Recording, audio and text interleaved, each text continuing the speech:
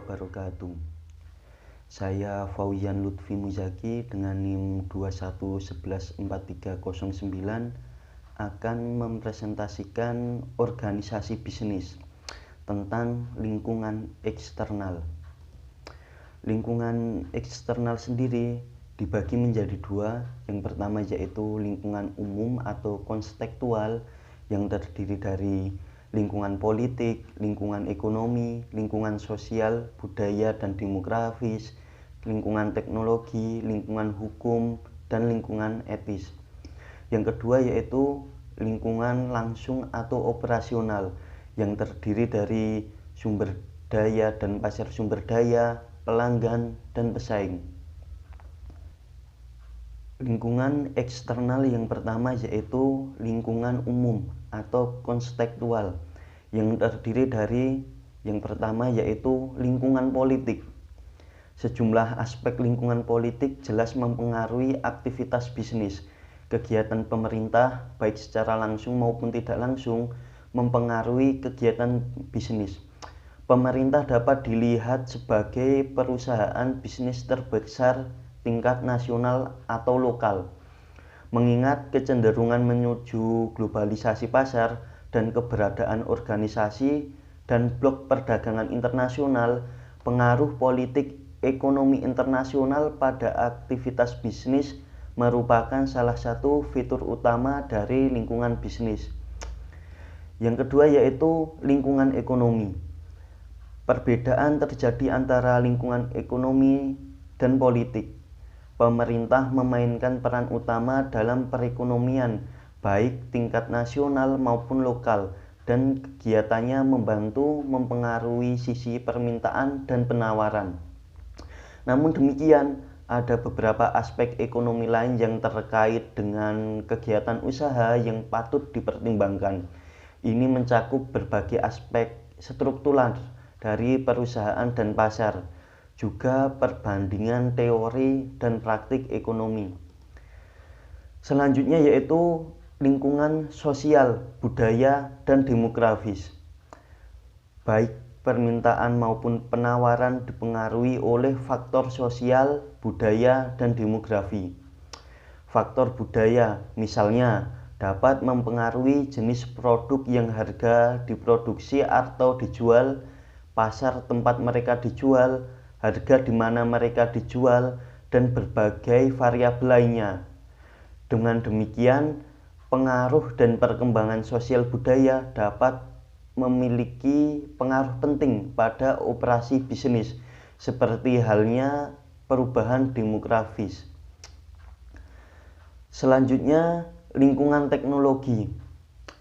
Teknologi merupakan input dan output dari organisasi bisnis yang menjadi pengaruh lingkungan pada mereka.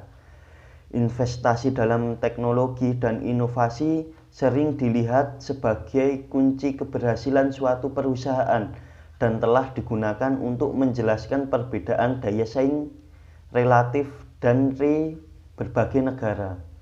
Ia juga bertanggung jawab atas perkembangan signifikan dalam organisasi internal di pasar sumber daya ekonomi. Selanjutnya yaitu lingkungan etis.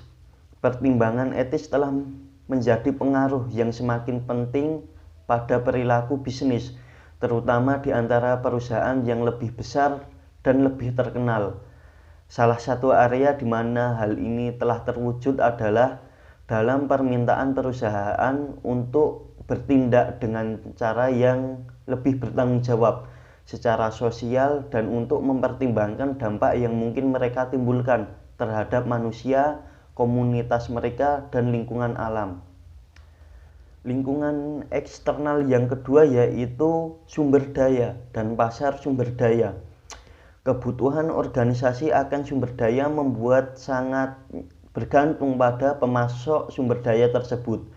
Beberapa aspek operasi pasar sumber daya atau bahkan aktivitas pemasok individu dapat memiliki dampak mendasar pada keberhasilan organisasi dan cara organisasi itu menyusun prosedur dan proses internalnya.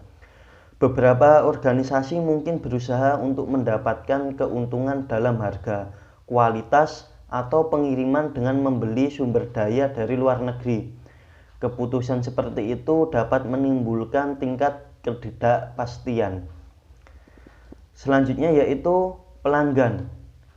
Pelanggan sangat penting bagi semua organisasi dan kemampuan untuk mengidentifikasi dan memenuhi kebutuhan konsumen dipandang sebagai salah satu kunci kelangsungan hidup dan kemakmuran organisasi.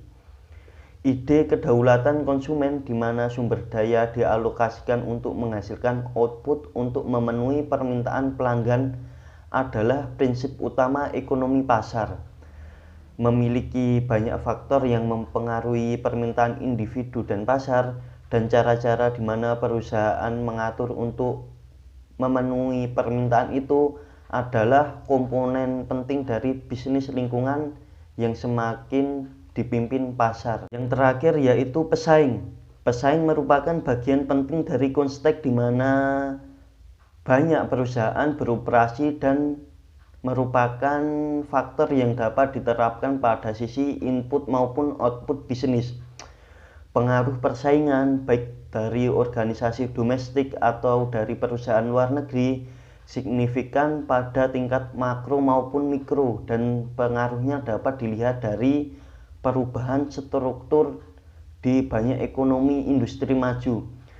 Bagaimana perusahaan menanggapi tantangan kompetitif ini dan sikap pemerintah terhadap praktik anti persaingan adalah bidang yang menjadi perhatian mahasiswa bisnis. Cukup sekian yang dapat saya sampaikan. Apabila ada kesalahan saya mohon maaf. Terima kasih. Wassalamualaikum warahmatullahi wabarakatuh.